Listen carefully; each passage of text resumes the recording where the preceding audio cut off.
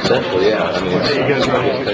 information. You can always start doing any questions. Yeah,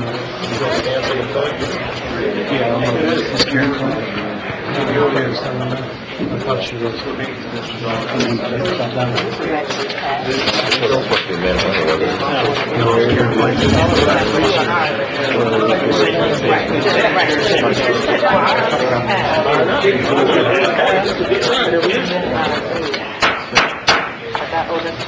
Good evening, everybody. Welcome to the joint Mishawaka Common Council, South Bend Common Council, and St. Joseph County Council meeting on food and beverage tax. If you all please stand, we're going to say the Pledge of Allegiance. Pledge allegiance to the flag of the United States of America and to the republic for which it stands, one nation, under God, indivisible, with liberty and justice for all. Thank you. You may be seated. If you would, please turn your phones to silent. At this time, I'd ask each of the clerks for each entity to do roll call. Mishawaka first, please. Dale Woody Emmons. Here. Mike Belovich. Ross Deal. Here. Kate Volker. Here. Mike Thompson. Here. Ron Bedicki. Here. Joe Canarecki. Here. Brian Tanner. Here. Matt Mamalenti. Thank you. South Bend, please. Councilmember Preston. Here. Randy Kelly. Excused. Councilmember Broughton. Here. Dr. Varna. Excused as well. Vice President Davis. I'm here. Mr. Vorty. Present. Mr. Furlick. Excused. Councilmember White. Excused. President Tim Scott. Here. Thank you. St. Joseph County, please. Mr. Brzezinski. Here. Mr. Nolan. Mr. O'Brien. Ms. Hess. Here. Mr. Morton. Here. Mr. Toloyan. Mr. Catanzarite. Here. Mr. McCahill. Here. Mr. Booth. Thank you. I'll make a brief statement, and I'll ask the two president colleagues to make a statement as well. I just want to let everybody know our speaker is running a few minutes late. She is in downtown. She was traveling on this and was a little bit delayed. She will be here. I think what we'll do is do opening statements, some brief remarks, and then if we need to, just like a 5-minute recess to let her get in and get set up. She's very close. She was around the DoubleTree, headed this way. So at this time, I'd just like to say thank you all for coming, the public as well as each council entity for being here. I'd also like to thank President Ron Bedicki and President Raphael Morton for collaborating on this. This is pretty much a informational meeting. Our idea is that all three entities pass a resolution with the interest of a food and beverage tax and what that would mean to St. Joseph County. We thought this type of forum would be ideal and efficient to bring all the entities together, start off with some informational meeting now, and then re-adjourn in July and August to have more comment from the public. So tonight what we'll do is pretty much take questions and answers from the Common Council. We may or may not open it up to the public tonight, but the idea is get information. There's no decision going to be made by any of the entities here. It's just to gather information in the most efficient way. I asked President Bedicki if you wanted to make any comments. Yeah, I just wanted to thank everybody for coming as well. Thank President Scott and President Morton as well. From Mishawaka's perspective, what we're trying to do is get the pulse of our citizens to see what their interest is in this.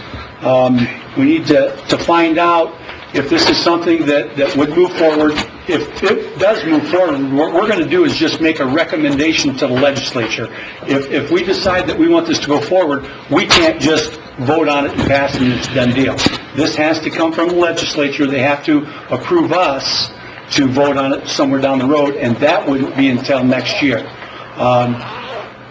With changes that have been done to property taxes, one of the former governors had said that, by lowering the property taxes for a lot of folks, that he wanted us to have local control.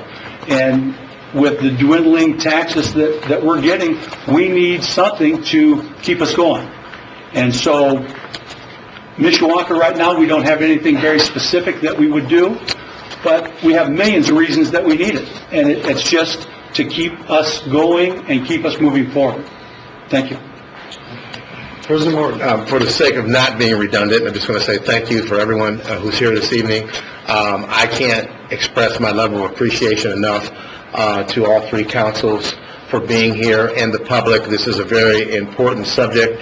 It will show the state, no matter what happens, that we've done our due diligence and we've reached out to the public to see how the public feels about this subject, for or against it, and how all three councils feel. So thank you again for being here, and with that said, we will proceed.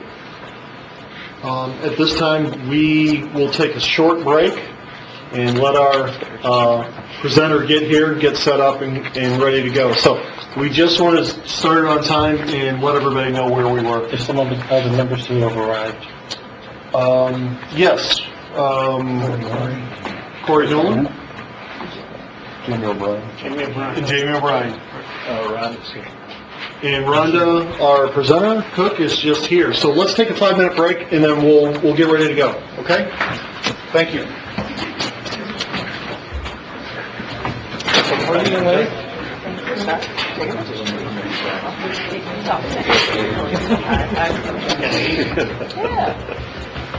Hey, Dan. Come on in. Yeah. Come on in. You're the next few person on the prize, isn't it?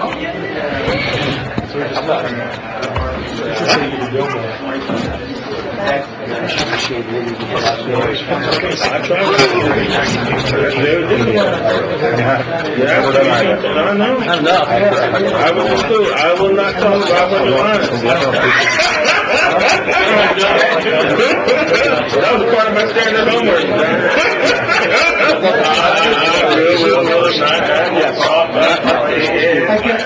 A 30-minute presentation, and then it would be open to questions from the council.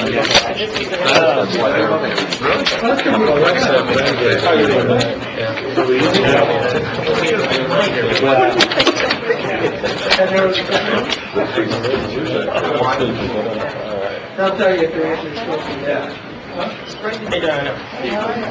I'm good. You? What's that? Yeah, I know, yeah.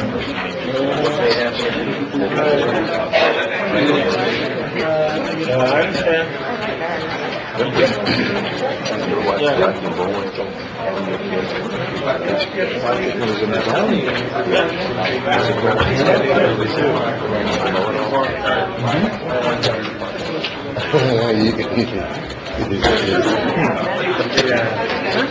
Hey, how you doing, bud?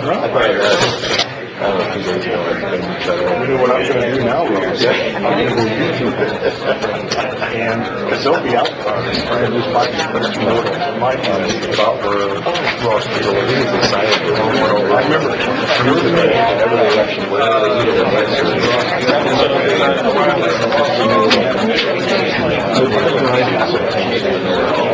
Bruce, I might be on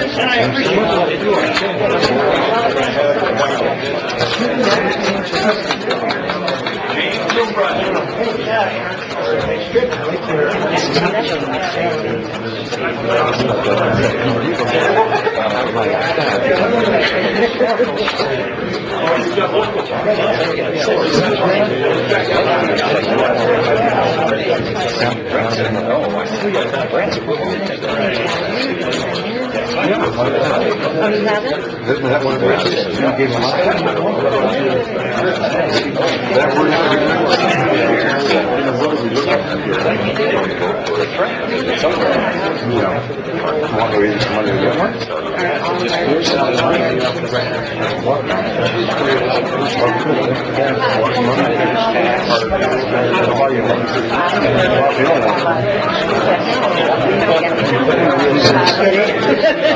if my president let me go, I'll go 10%.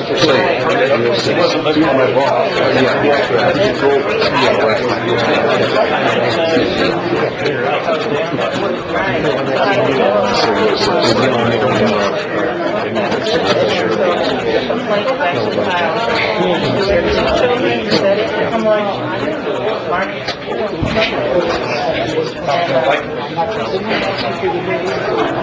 Get that right up now, being late.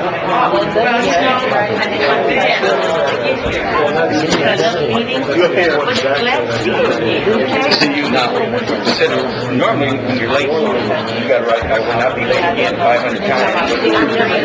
Whoever the last one is. You want Diet Pepsi or plain water?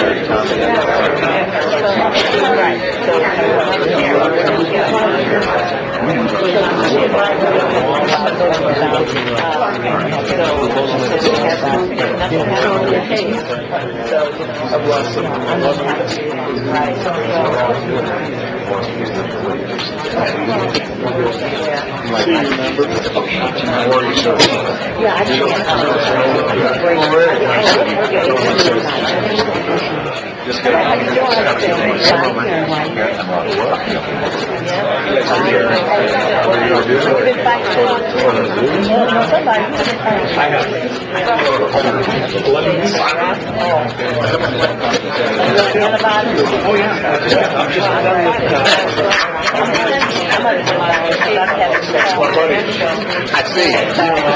I'm number one. Always. I didn't see you actually work on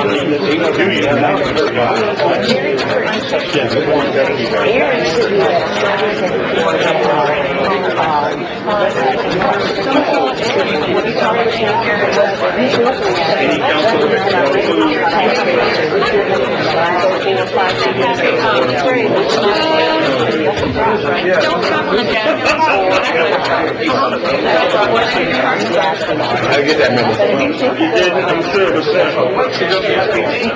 We changed insurances and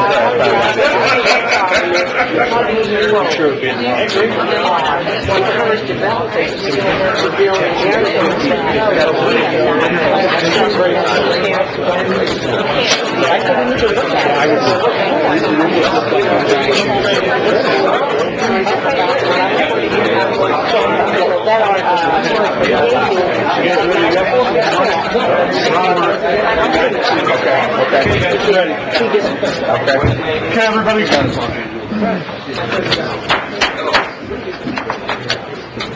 We're going to go ahead and start. One thing that I do want to remind council members is for 3 clerks, by state statute, you have to take notes. And for the minutes on this, would you please, council members, state your name when you go to speak and what district and what city or county you belong to. And with that, I'll introduce Rhonda Cook. She's Deputy Director and Chief Federal of the State Policy Officer, Indiana Association of Cities and Towns. Thank you. Sorry for a little mix-up. You're good to go. If you want to go ahead. Great. Well, thank you for having me here this evening. I've been in Kokomo all day doing a site tour of economic development projects, so it was easy to drive on up to South Bend. So thank you for having me. I was asked to give an overview of food and beverage taxes in Indiana and also some history of IAC's attempts to pass blanket authority for the food and beverage tax. And I know I see some familiar faces here, so some members of our legislative committee who are pretty familiar with this situation as well. So we'll just jump right in here. And just let me start by saying that there is no blanket authority for locals to adopt a food and beverage tax. So each municipality municipality, each county that wants to pursue a food and beverage tax needs to go to the General Assembly and have a bill passed or get legislation, enabling legislation passed in a bill specifically for you. The code site for food and beverage taxes is Title 6, Article 9, and then when you go to that article, you're going to find several chapters there.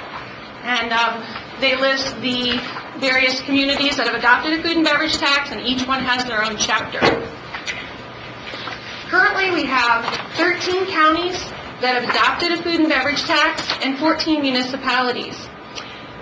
In general, what is asked for is a 1% food and beverage tax on the gross retail income received from taxable food and beverage transactions. Now, in some cases, there are places where there's a 2% tax, and that would be an instance where, such as a county has adopted a tax, and then a municipality within that county has adopted a tax, and that's a 2% rate on food and beverage.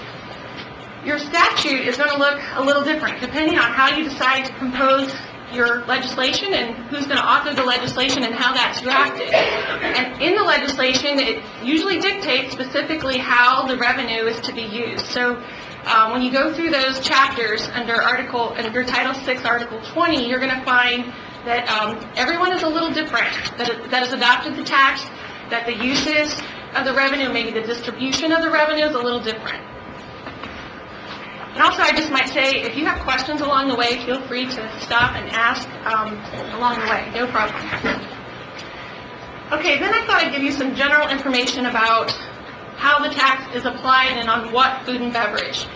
So the tax is applied to any transaction in which food or beverage is furnished, prepared, or served by a retail merchant for consumption at a location or on equipment provided by a retail merchant in the county or municipality that's adopted the tax. And so these transactions would include food or beverage that is served by a retail merchant off the merchant's premises, sold in a heated or heated by the retail merchant, and then made of 2 or more food ingredients that are combined by the retail merchant. Also, food that's sold with eating utensils, such as plates and forks and knives and spoons. That's how they define it in the statute of how the tax applied. Taxable transactions include food sold and served by a retail merchant that is performing catering activities. So it even applies to caterers. And then if you look at the bottom bullet point, the location of the transaction determines how the tax is applied for caterers, for instance. So it's where the catering occurs. If that municipality or county has adopted the tax in that location where the catering occurs, then the tax would be applied. It's not where the caterer, where their home office is located. It's where they are serving the food. Taxable transactions include, like I said, food that is part of catering, food sold at a deli counter in a grocery store that is cooked or heated on the premises of a retail merchant, or where the seller provides eating utensils, plates, knives, forks, glasses, cups.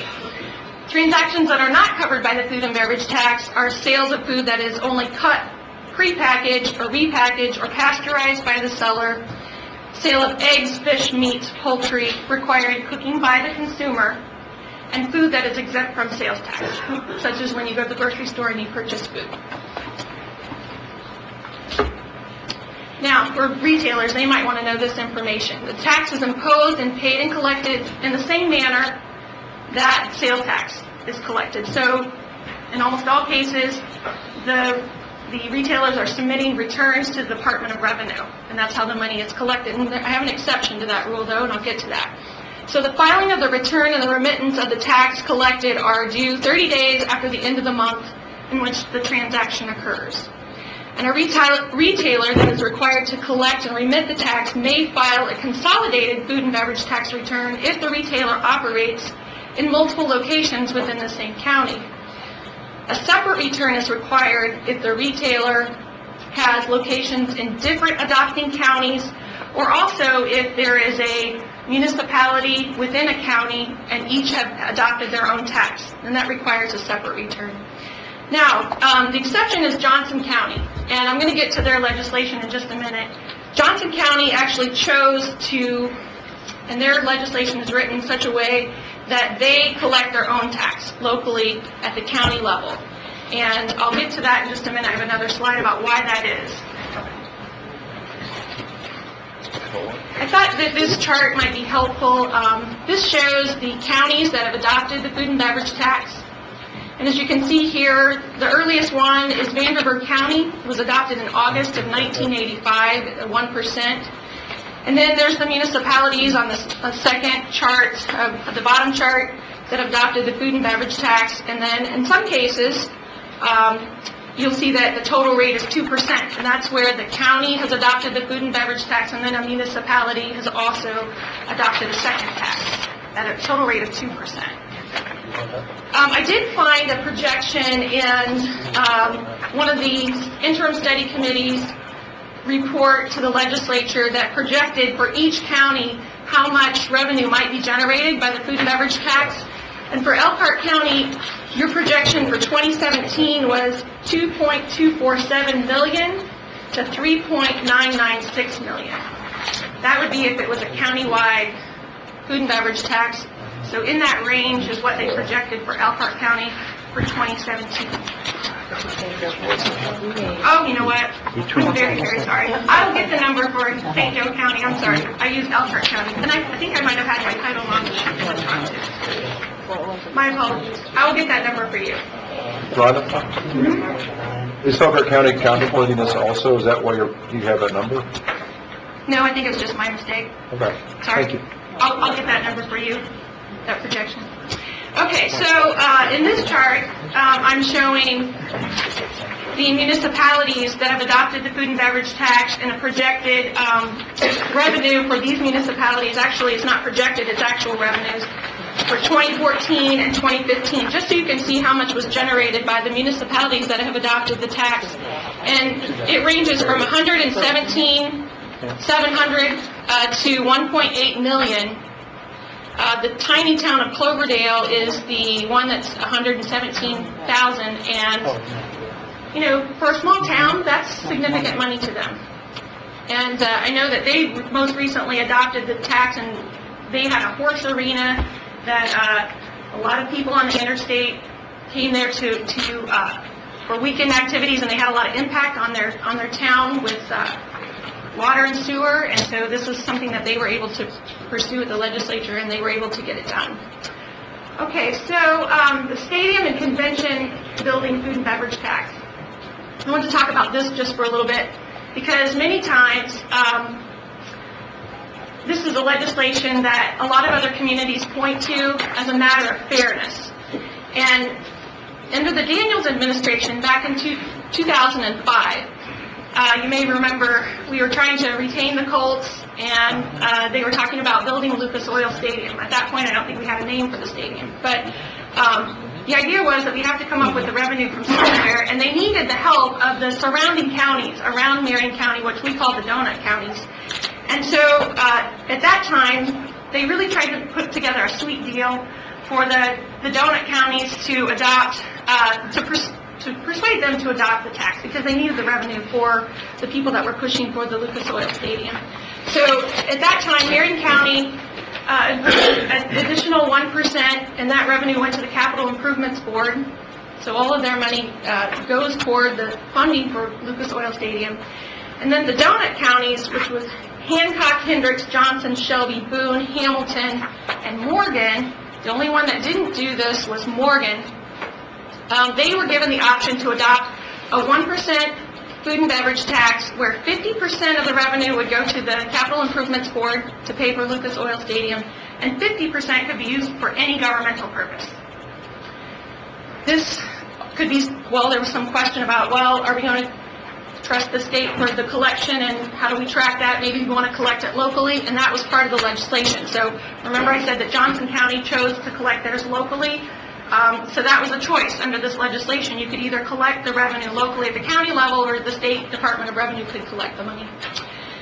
In addition, municipalities in those counties were able to pass another 1% to be used for specific purposes. In towns, it was for sewers, wastewater treatment plants, park and recreation facilities, drainage, and water treatment.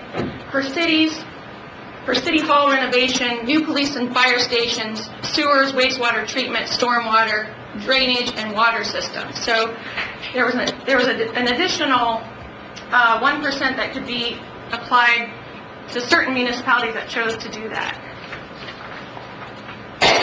Okay. I want to talk about just passing the legislation and some of the challenges that we've had with IAC, and kind of give you a overview of some of the bills that have passed before on food and beverage tax, and to give you some background on that. In 2011, we took a new approach to our legislative initiative planning for the session. And we decided at IAC to put forth two what we call cornerstone initiatives. These would be issues that we knew were challenging and probably more difficult to get passed at the legislature, but we would keep chipping away at them every year. And I have to say, after chipping away now for several years, we're gaining some traction. So we have two cornerstone initiatives, and then each year we'd also put together 5 to 7 operational initiatives that we would pursue legislation. So in 2011, the first time that we put this forward, was one of our cornerstone initiatives was to level the playing field for the food and beverage tax by allowing all cities and towns to have local authority to adopt the tax to be used for any municipal purpose.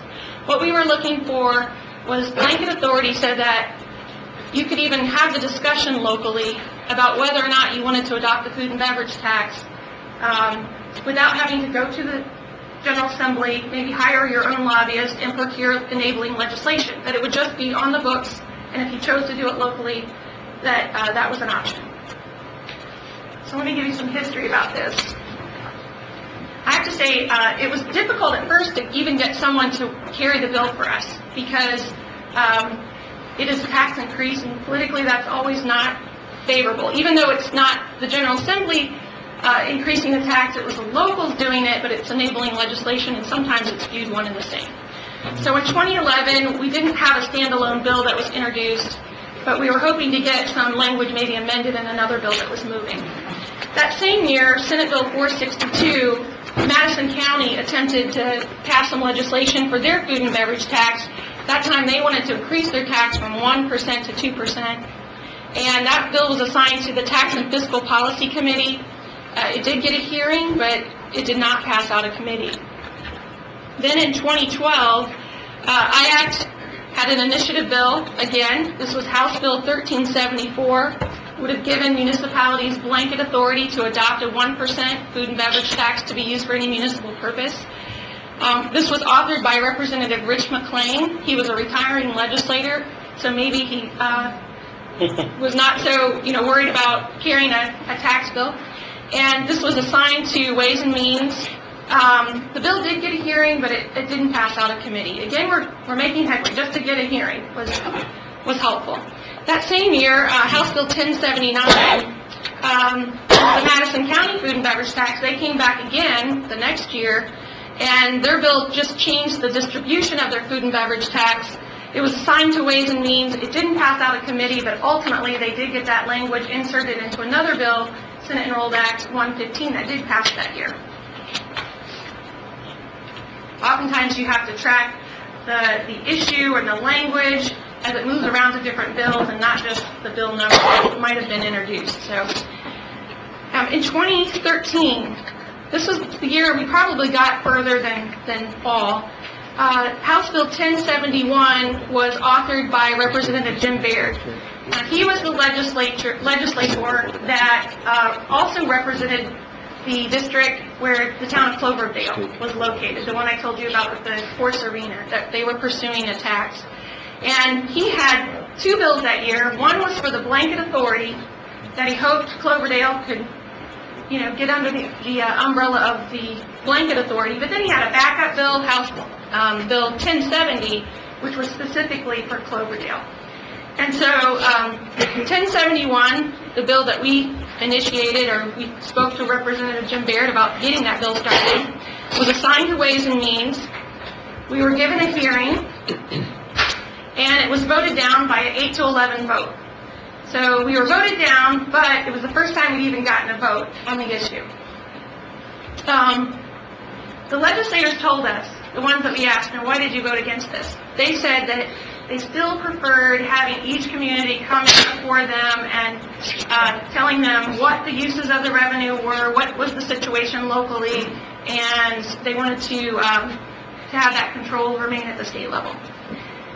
House Enrolled Act 1070, the Cloverdale bill, that passed. And at the end of the game in the Senate, the town of Fishers got some language inserted so that they could have enabling legislation for their food and beverage tax. In their language, however, they had a time frame of when they needed to adopt the tax or the authority expired. And in that time, they didn't pass the tax. So even though they had the authority, Fishers doesn't have a food and beverage tax now because they decided not to pass it locally. Just shows you that even if you get the enabling legislation, it doesn't mean a given that, you still have to have a discussion at home, and there's a process at home where you're listening to all the residents. It's not a given. In 2014, we had another IACT initiative bill. Oh, well, I can say we took a different approach in 2014. Because remember, the legislators had told us that they wanted to hear what the uses were. Each community needs to come in and state their case. So we came up with a different approach. We asked our IACT members who wants and would put this tax in place if you had it. And we came up with 7 communities, 7 cities and towns: Angola, Danville, Elkhart, Goshen, Greenwood, Rockville, Rushville. All said that, yes, if they had this authority, they would pass the tax locally. And we asked them to pass a resolution at home before we had the legislation introduced, which showed support locally. And everybody was on board. This bill was authored again by Representative John Price. He represents Greenwood, and they were also pursuing their own food and beverage tax. It was also co-authored by Representative Alan Morrison, and he was pursuing the tax on behalf of Rockville.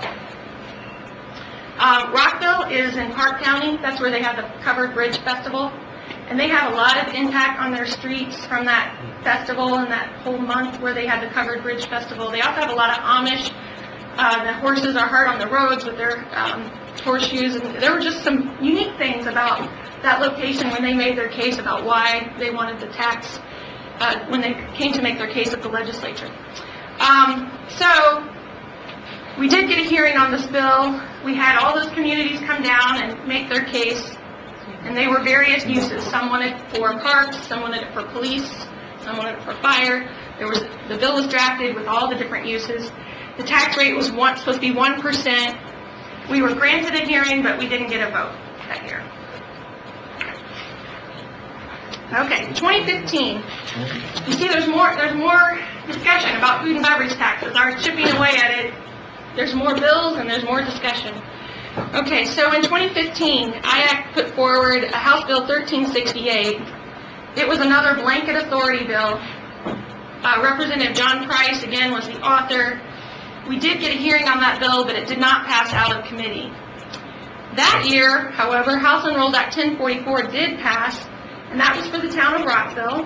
They got their 1%. And then Orange County was also given the authority with their historic hotels, the ability to have a 1% in Orange County.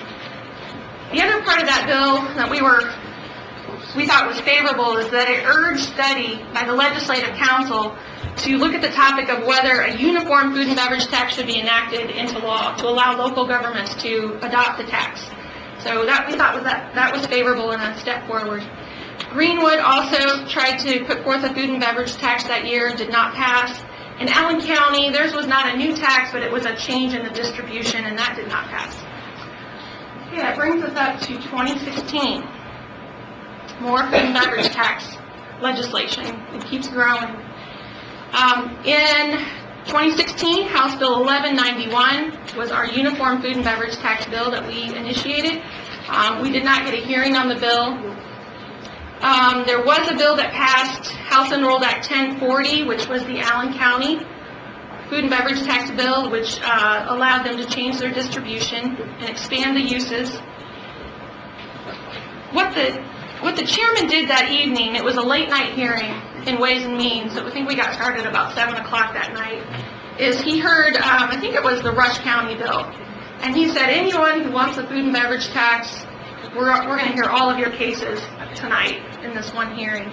And so we had lots of communities. We had Greenwood, Hancock County was there, Henry County, Rush County, and they all were given an opportunity to stand up and make their case locally. And I'm telling you, in Ways and Means Committee room that night, it was like a town hall meeting. It was all the locals, the discussion, it was a very local discussion. And you did have to stop and wonder, why is the legislature, handling this? This really seems like a local matter. But we hear maybe that, this is gaining more traction, that the key legislators that we need to change their minds, such as the Ways and Means Chairman, the Tax and Fiscal Policy Chairman, maybe we're gaining some headway. But at this point, we still have to go down and get enabling legislation individually for the food and beverage tax. And that's kind of a history of where we've been, and I'd be happy to take any questions. We'll start with questions in the front row. State your name and where you're from first. Joe Ganareki, Mishawaka Council at Large. I've got just a couple of quick ones. You seem to have addressed the issue with distribution, so changing the distribution. So every time the municipality wants to change how they spend that tax, they need to go back to the state.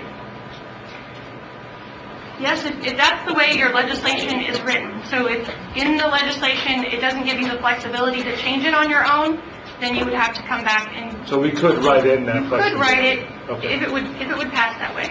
And then my second question is a little bit broader, but one of the issues I've had, just kind of with the entire concept of this, is if we're going to enact a tax, we need to know how we're going to spend it. If we know how we're going to spend it, I think we need to know where we're collecting it from. Are you aware of somewhere where that information, because you seem to know by county, is there a way to know more specifically? I think the Department of Revenue can probably give you that information. They know from those sales tax numbers, they know where they collect the sales tax, and they were able to generate that countywide information. I think they could probably generate it city by city too. Okay. Thank you. Go ahead. One quick one, thank you. I'm Kate Volker with 4th District, Mishawaka City Council. So if St. Joe County passed a food and beverage tax, South Bend could pass one, and Mishawaka could pass one, and we could have 3%?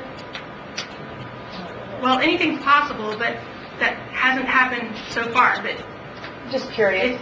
I suppose it's possible if you would get the enabling legislation to do that.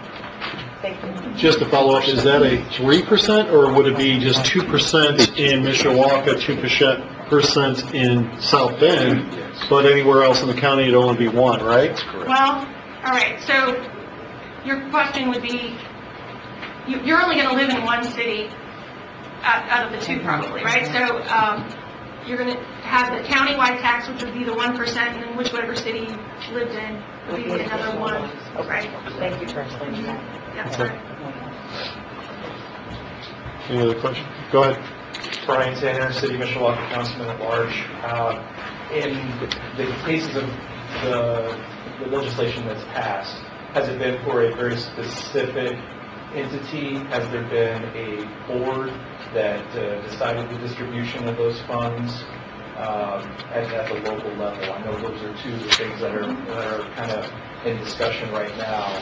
Others could come down the pipe, but we have a hotel motel taxes board that determines how that money is to be divided. Have they passed in that fashion, or have they mostly been similar to that CID for Marion County? Yes, there have been, and I can't tell you exactly. Here's my statute, and I have all of the different communities flagged. But as I was reading through here, there was a couple of examples where there was a board that would decide, perhaps we have one project in mind, and once we fund that project fully, then the board will decide what the next project is. So that has to be established before we try to go down state and lobby for that. It'd probably be a good idea to have it established. Vice President Davis. Oliver Davis, South Bend Common Council. So therefore, all three of our entities could have different kind of projects that we will put together?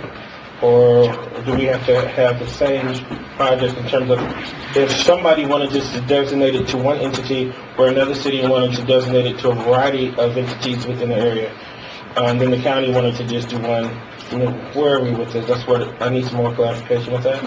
I think you could draft the legislation how you wanted to do it, and then take that to your legislator who you hope would author the bill for you. And it's going to be up to them to see if they are agreeable to how you have it drafted and whether they'll file it for you as you have it drafted. So if you want to put the flexibility in and you have a reason behind it and they're agreeable to put the bill forward like that, and then it's all subject to, the negotiation at the legislature of how the bill may change over the course of the time and whether it passes at all. As you can see here, sometimes it takes more than 1 year to get a bill passed, or Greenwood's been trying for several years now. What do you think has been their biggest challenge that has prevented them from being able to be successful where others were successful? It's political, and it's probably use of the revenue, and also maybe the perception that there's not a need. President Morton. Raphael Morton, St. Joe County Council. I guess when I look at this chart and I see not only in 16 but going back to 15 and 14, it's very negative as far as getting the enabling legislation. So I guess my question is, how did the municipalities and or counties that got it passed, was that a matter of a different political makeup downstate, or because I'm looking at, you say Elkhart County basically went down and had everything in order and got a hearing and didn't even get a vote. I don't understand why the state would put you through that, jumping through all those hoops. I don't get that. And I'll say it again. This is an education for me, because I didn't know that all these counties and or municipalities had attempted and are getting turned down left and right. Now, I heard you say earlier to Mr. Davis that it's very political, and I guess that's pretty obvious. Well, okay, I'll just give you some thoughts on that. If your legislator will back this, that's the first step.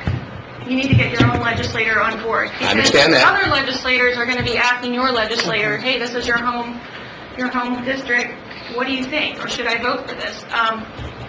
Sometimes politically, when the legislators make a vote that's enabling legislation for the locals to pass a new tax, it's viewed in the national, I guess, whether you're whether it's a tax or you voted for something to oppose a tax, in those records that a lot of organizations keep, they count that as, yes, you voted for a tax increase. And so that's why the legislators are very hesitant to want to even pass an enabling piece of legislation that enables the locals to adopt it. So in the case of Rockville, Alan Morrison was the legislator. He was fully on board. They had great communication with their legislator. He fully understood why Rockville needed it. It was all the tourism that was coming into that county for the Covered Bridge Festival, and it was really, he viewed it as not a tax on the locals, but for people that were coming from out of state and, using their infrastructure, and they needed help paying for all of that. And so he fully got behind it. And so legislators then say, hey, Alan, if you're good with it, then I'll help you pass it. I suppose I didn't pull the roll calls on these votes, but I think you'll find that they didn't pass 99-0. There was a lot of opposition, or the votes were not, it wasn't like home free, that type of vote. There's contention. Councilman Vorty. John Vorty, South Bend, Council at Large. Do you have a sense for the legislature itself, whether or not obviously it's becoming more receptive, at least in terms of the volume of things they're willing to hear, but just wonder if any maybe legislators who may have been diametrically opposed to anything like that would still be there, or what are the stumbling blocks, and if you think things have changed? And then two, in these efforts to get things passed in other communities or counties, are there any outside organizations that have signed on, like maybe a chamber or a chamber of commerce or something like that, that might help?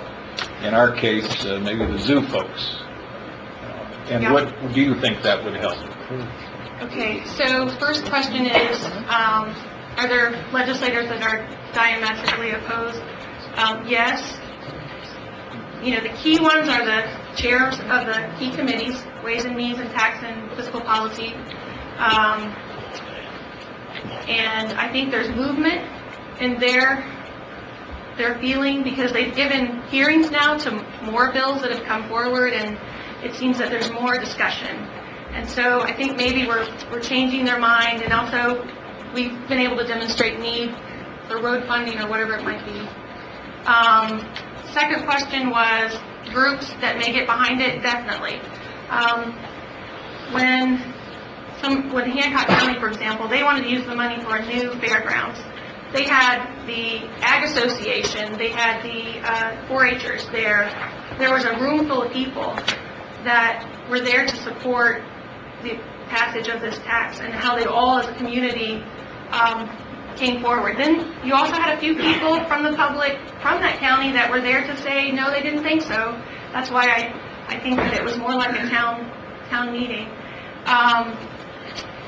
There is the Indiana Restaurant Association, and they will always testify against food and beverage tax, and their statement on this, and I've heard it time and time again, this is a tax on family meals, and they will argue that side of it. And so then you'll have restaurant owners and people from their association that will come down and tell their side of the story about why this shouldn't pass. Thank you. Go ahead. County Councilman Jamie O'Brien, District C. With regard to Elkhart, was that City of Elkhart or Elkhart County? City of Elkhart. Okay, because following up Mr. Morton's observation, City of Elkhart political makeup was quite different from the County of Elkhart in that time horizon. And just your reference to a tax on family meals, isn't it a tax on family meals? Well, if I take my kids out for dinner, it would apply, wouldn't it? right.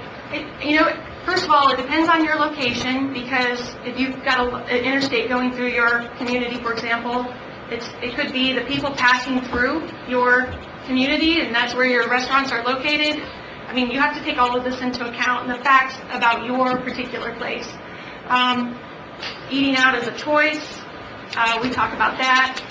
Sometimes you have the impact of those people driving through your community on the interstate that, they may have a car wreck, or they may need police or fire services, and you're the closest one to them, so you're servicing them, and, if there's a way to help pay for those services, that's the way we argue that. Oliver Davis. Following up on Oliver Davis, South Bend Common Council, District 6. So do you see creative ones? How do you do one where you just tax the travelers that come through without taxing the locals? So that's what I'm thinking about that, because, of course we have Notre Dame football, we have all these other things up this way, and how do we set it where we just do it on game day or something like that, and not deal with it the regular part of the year, or does Indianapolis just do it during football or something? That's the only way in my mind that you could have something where it doesn't add to the local meal $1 and not necessarily hurt us, and yet put it on the outer counter. I haven't seen one pass like that, but I suppose you could get creative in the way you draft the legislation. Because it all depends too on the difficulty of being able to collect it, and that's where you're going to get your pushback, is how difficult is that to impose the tax if it's not more uniform. So what has been the better or a stronger argument then against the food and beverage group. So what's been some of the stronger arguments that you have seen to work with that? Against the food and beverage tax? In terms of when it comes down to the family meal. Well, the communities that have come down make their case about the need for whatever their community, maybe it's police and fire services. They've had legislators that were supportive. I will say it's a challenge, as you can see here. It's not easy to get done. It sometimes takes several years, and we have communities that have never been able to get it done. Well, that's one of the concerns that I have. It seems like it would rip up a local city council or county council. We fight back and forth among ourselves. Whoever side wins goes down there, and then, like you just said, then nothing happens. I mean, all that energy, we mad at each other, we back and forth, you're pro-tax, you're against tax, we get there. Is it worth it when you consider the track record of so many people that have failed down there? That's the concern, because it's almost given us a false hope that we can have more success in this. I mean, even in the Republican counties that may match up more with the state legislature, it seems like they may even have some more challenges even in the urban Democratic areas. I need some more hope. What could you say to me? I've been around the legislature for many years, and it all depends on the dynamic. And I mean, road funding, for example, we haven't seen road funding, and we've been asking, and now this year we finally got some grant money. That's true. It's just really trying to tell our story and the need that our community has, and why this might be a better choice of a tax than maybe a local income tax. Or, we have options, we have tools, and why this is a better option than maybe something else we could impose. Thank you. Joe. Joe Kennerecki, Mishawaka Council at Large. Just kind of seeking to quantify Councilman O'Brien's, Councilman Davis's statements. Are you aware of any studies that were done that looked at, how frequently people were going out to eat, how many dollars were spent going out to eat before and after a tax was imposed? Anecdotally, I will say that there was a person that testified in committee. He was a restaurant owner, and they did ask him that question in committee, whether or not his business suffered because the tax was imposed, because it's really a small amount on your bill when you get you pay your check at a restaurant. And he said no. He had to admit, even he was there to testify, it hadn't affected his business. So I don't know that there's any concrete data on that, but that was just his testimony that he gave that night. Anecdotally, have you heard anything from wait staff? Could this impact tips potentially? I've not heard any wait staff testify on this legislation. Thank you. Ron, the two questions. Can you talk, well, first of all, the easier of the two, has any community actually funded projects have been closed out, and then actually went to the state and had it repealed? Well, sometimes there's expiration dates that are in Okay. And when the project's done, the tax is over. You can draft your legislation that way. If you think that that's a better sell to your community and you want to get something paid for, and then you'll stop. That might be the approach that you would want, how you'd want to draft your legislation. So that's happened. Let's say they do like a 5 or 10 year or 20 year, something like that, and then it expires. They would have to go back to the state and start the whole process over again, wouldn't they? Right. And then it depends on the political makeup of the state and if they could get it back on again. And then the second, third question is, the Capital Improvement Board for Indianapolis. I don't know, you can talk a little bit more about that and how that was kind of formed, if in kind of the decisions that were made. How did they go about forming that? Because I think that's something that would be something that we would need some education on too if we would go that route. Right. It's my understanding, I probably will have to get information. I'm not really all that familiar with how that works inside and out, but it's the board that controls the projects and the development in downtown Indianapolis, and so it's made up of citizens, and I'll have to get some more information. In other counties or towns, they do the kind of the same thing and then decide on projects. Right, and I'll search through the statute here and pull out the example that I found where there was I think it's in Allen County, where they have a convention center board that handles those matters. Yeah, so. President Bennett? Thank you. Ron Benicki, Mishawaka City Council, 6th District. Is there anyone that's exempt from the tax, like Notre Dame colleges, nonprofits, or tax-exempt entities? As far as restaurants that are on there? Right, game day. Yeah. Game day, you pay $7 for a bottle of water. Yeah. I don't know if, it would all depend on how you drafted your legislation, or whether you wanted to exempt somebody. And then if, the Department of Revenue said that they could collect it that way, I mean, that's kind of the things you have to consider is that going to be very difficult, and will this actually hurt my chances of getting the bill passed if it's so difficult to collect it the way I have it written? But I think anything is possible, the way you draft your legislation and the way you want to approach it. Again, you have the legislature, you're just kind of coming up with the idea and the concept. The legislator who's going to author the bill, it's their bill, so they can change it and, draft it however they want to see it drafted. So it's just a matter of convincing them that this is the right approach. So let's say there's like churches and things like that where they may have a dinner and they make money on that and they're selling food. Would they still pay taxes on that, or being that they're exempt, they're exempt? Well, they wouldn't be considered a retail merchant if it was a church. So they would pay the tax. You said they would or would not? It applies to retail merchants, so Would not. I think in So they most would not. cases the church would not. Thank you. Yes, sir. Mark Tanzerite, St. Joe County Council, District G. So as you're explaining the enabling legislation, we'd all have to consider what exemptions we may or may not want to consider. Do you have any of these examples of any of these 13 entities that have passed it, where there might be a federally recognized tribal land with a gaming casino? Is that exempted from collection of state tax, or is that negotiated in a compact? In the examples, I think there's not a county that would have that situation that I could even say how they crafted their legislation. I'm going to assume if it's, like an Indian casino. Correct.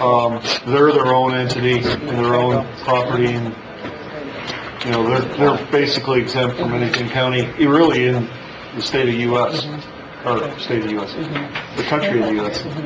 So no tax. But they still got to deal with it. yeah, they would do it through a compact or something like that.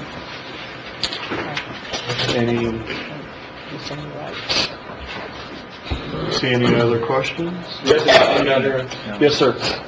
Brian Tanner, Council at Large, Mishawaka. Is there any indication as to why so many of these entities were successful in 2005 versus since 2005? Oh, well, 2005 was the year that the administration and the legislature, we had a Republican governor and Republican House and Senate, and they were all pretty much on board with the idea of Lucas Oil Stadium, and so they were actually trying to get the donut counties to pass the tax, and so in order to, because they wanted this project, and so the way it was drafted is that 50% of the revenue from the countywide tax would be used to fund the state, and so it was... That was specifically for that Yeah, and that's why we point to that legislation sometimes as, look, those people didn't really even come down and ask for it.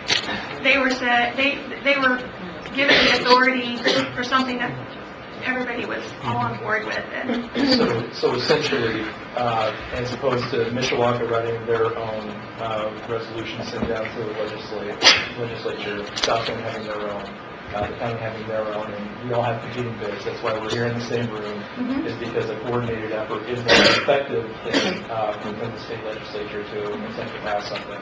So not only do we have to be on the same page within our independent councils, but with all three of the councils combined, if we really want to have hope of success downstate. I would advise it. That's what we tried to do with the bill, where we had multiple municipalities that wanted to tax, and we asked them to pass a resolution to show support back home before they came down to ask, and they had everything together as far as what they were going to use the money on, and everybody was in agreement. Their council passed resolutions to that. So it demonstrated to the legislature that there was consensus and that the locals were all together. And for that matter, it would be helpful that not only do we have one of our local legislators, but potentially all of our local legislators, in an ideal world, our local legislators to sign on to the bill, because whoever we get to author it may not be on the Ways and Means Committee, so having another one who might be would be helpful in that matter. Not only to sign on, but to help push it and talk favorably about it. Yeah. Thank you. President Morton? I just want to make sure I'm understanding and hearing you correctly. So you're saying in '05, one of the reasons why it was successful in Indianapolis is because they were pushing Lucas Oil Stadium? Mm-hmm. You did say that. And you also said, if I'm correct, that it's just say that Dave Nitzkowski or John Broden or them together would come down and push in favor. Their colleagues may not help them because it's going to go on their record as far as voting for a tax. Did I hear you say that? I just want to make sure that I'm understanding you correctly. I'm going to go on record and say that's amazing. That's absolutely amazing. And it is recorded. Thank you. Any other questions? Yes. Mr. Davis? 2 of the 3 entities have to agree in order for it to, how does that 2 out of the 3 have to deal with in terms of passing something? Are you talking about the entities here locally? Yes. Oh. Because, I mean, what I'm hearing, I first thought that 2 of the 3 had to pass something in order for it to come back home. But it could be, Mishawaka has something, South Bend has something, St. Joe County has something, and all of us have a different kind of thing. So where this is not 2 out of the 3. Because typically if it's 2 out of the 3, then the one that, say one didn't pass it, but they still get the benefits of that. Are you asking about getting enabling legislation, or are you saying once you have the enabling legislation and then... So does it take 2 out of 3 to get the enabling, or 2 out of 3 to get the issue? Well, it doesn't really take any of you. It just, I'm going to say your chances are better if you go to the legislature and you're all on board. If your approach is going to be, we 3, the county and the 2 municipalities, want to do this collectively. Nothing stops each one of you individually from saying we want a Mishawaka food and beverage tax, and you'll go down and pursue that on your own or individually. So Mishawaka could want it in South Bend, and the county may not want it. That's okay. Mishawaka could go down and get their own, just like those 14 municipalities have, and their county doesn't have one. Okay. They don't have a countywide tax. It's just. But you're just saying that it's stronger when all of us do that together from the standpoint. That's the whole premise of everything that we have. Well, I just understand that's kind of the approach that you guys have talked about and that you're pursuing. I'm clear, Yeah. but I mean now that we have the individual option, and then which is possible, but we have the unity option also. Yeah, yes, I think you can propose it and try to get a legislator to author it. And throw those ideas out there about how do you think this would happen. Okay. And how, yeah. Mr. Tanner? Just to clarify, John Smith that lives at 101 South Main Street, if they could convince Mr. Mizgotsky or Mr. Devon or somebody to include that legislation, we don't have to be involved in this process at all. We only are involved in this process in hopes of having a concerted effort, because it seems like everything that is not a concerted effort fails before it ever gets a hearing. So the 2 out of 3 is irrelevant until it comes back from the legislation passing potentially next term. I think the big point here is that if we don't have a concerted effort now, not only will it not get to the enabling legislature, But if we don't have a consensus now, it's very unlikely to have the 2 out of 3 when it comes back. So it's important that we're all on the same page throughout the entire process.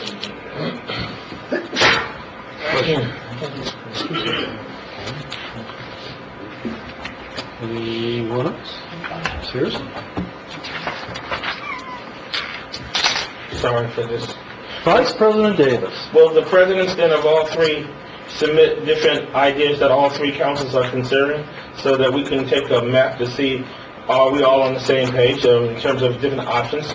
Because I know the key thing was the zoo, okay? But there may be other options that are in South Bend. There may be other options that are in St. Joe County. There may, of course, we have in South Bend. So we can all start getting a understanding of where everybody is. What are potential ideas that are already starting to float around there that we can already start seeing? What's Mishawaka thinking? What St. Joe County is thinking? Because I really don't know what Mishawaka's thinking about how they would like to utilize it. I don't know what the St. Joe County, outside of the zoo option, I don't know. So that's why I'm saying what in each one of our respective areas are being considered, with the options being considered, that we may start floating with our own constituencies back in our own neighborhoods and say, what would you like for me to consider? That's a very good question, and that is the whole premise of these meetings, and to have the meetings going forward. The idea is we don't know what would come out of this meeting, and we won't know what will come out of the next 2 meetings. Mm-hmm. It could be ideas that are totally different than anything that we've heard today or the next 2 meetings. So that's the idea. That's the educational portion for all of us to get the information, understand what the citizens. The goal of the next 2 meetings is to have input from the public. If they're in favor of this or not in favor of this, or some ideas along the lines of if they are in favor of this, what would they want to see? So the good thing about having everybody here, which I think is one of the historic firsts for this county, to have all these entities together, is get that information and hear from the public. So more will come on that, and we don't know where it will go. Do you guys agree? Absolutely. Yes. Okay. I'm at peace. I'd like to just make one statement as far as clarification, if I could, Mr. Davis. I think there's a major misconception in the public as far as it being the zoo tax, and that's totally untrue.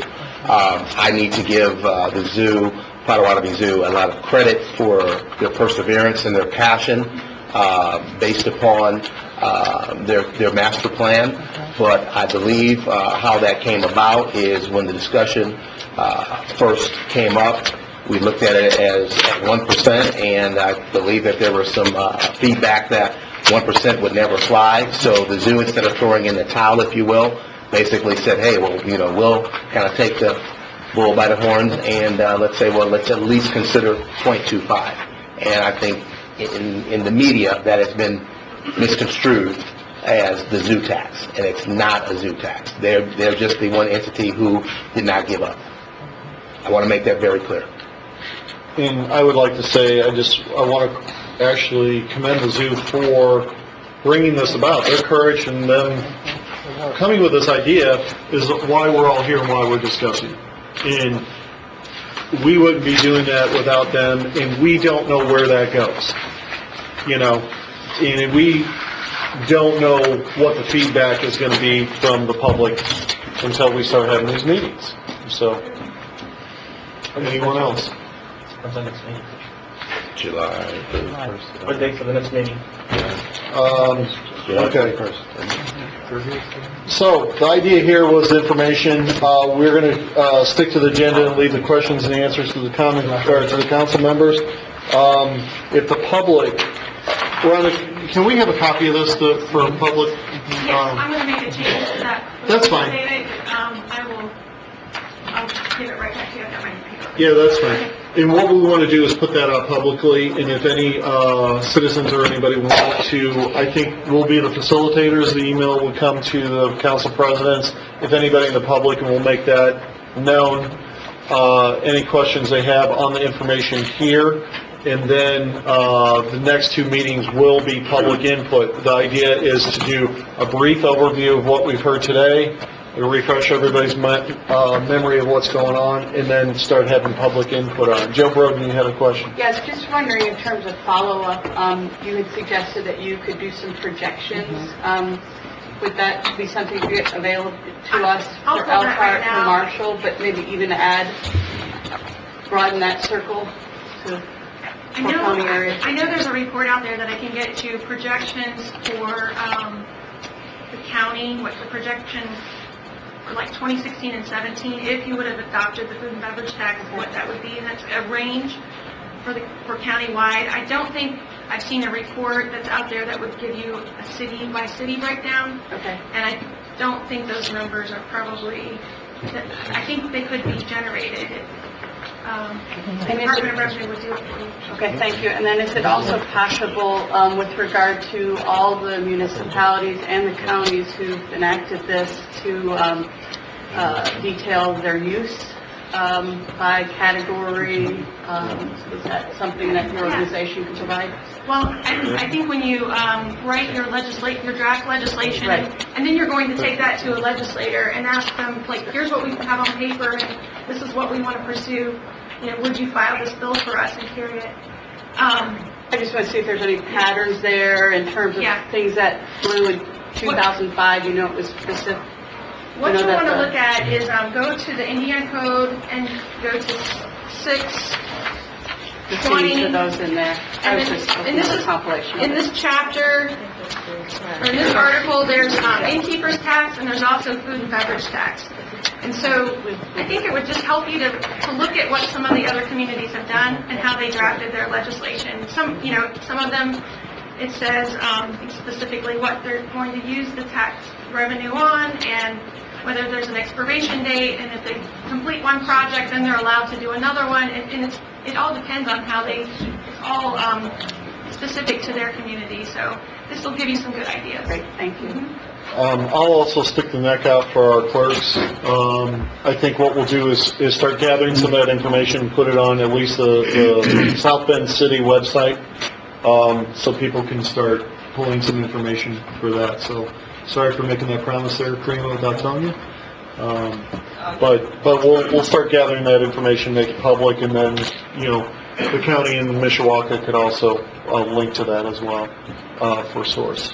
Could you announce the date again, July 31st? Yes. The next meeting will be July 27th, 6 p.m. here. Same setup for the council members. And then what we'll do is start taking questions and input from the public. And that meeting is basically a month away. And then August 31st would be the final meeting. And we would take probably some input, but also kind of feedback from the council members and what we've learned, what the information that we've gathered. As we gather this between now and August 31st, we'll disseminate that to all the council members as well in what we hear from the public. So I want to thank everybody for coming. Anything, Raphael Morton? Good. Mr. Burdicki? I'm all good, thank you. Okay, thank you. With that, we're adjourned. Thank you for coming. Thank you, Rhonda.